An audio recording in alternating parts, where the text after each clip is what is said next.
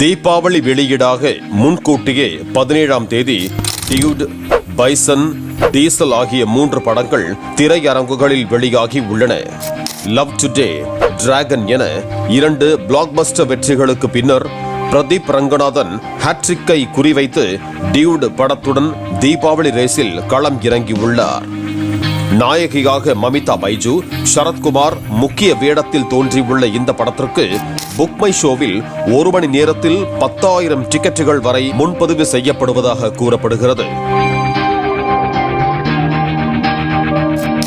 வர்மா, மகான் என 2 தோல்வி படங்களை மறந்து இதுதான் தனது முதல் படம் என்று பைசன் படத்தின் மூலம் களம் இறங்கியுள்ளார் துருவ் விக்ரம்.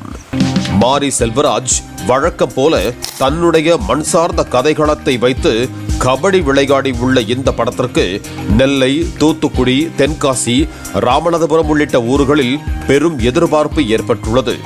அங்குள்ள சில திரையரங்குகளில் சிறப்பு காட்சிக்கு ஏற்பாடு செய்யப்பட்டு ரசிகர்கள் கொண்டாடி வருகிறார்கள்.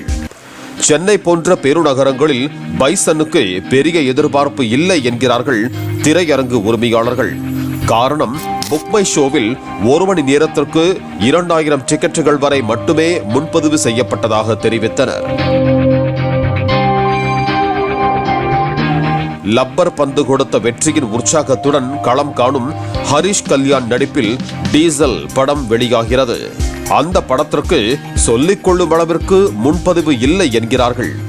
இந்த 3 படங்களையும் பார்த்துவிட்டு ரசிகர்கள் தெரிவிக்கும் கருத்துக்களின் அடிப்படையில் தீபாவளி ரேஸில் முந்துவது யார் என்பது தெரிய வரும்.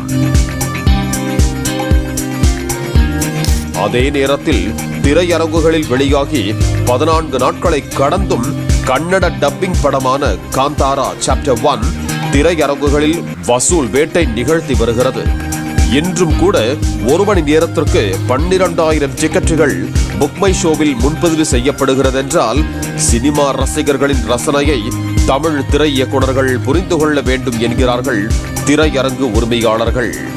பாலிமர் செய்திகளுக்காக செய்தியாளர் வேல்ராஜ். பிளே ஸ்டோர் மற்றும் ஆப் ஸ்டோரில் இருந்து பாலிமர் செயலியை QR கோடு மூலம் பதிவிறக்கம் செய்யுங்கள். செய்திகளை உடனுக்குடன் பெறுங்கள்.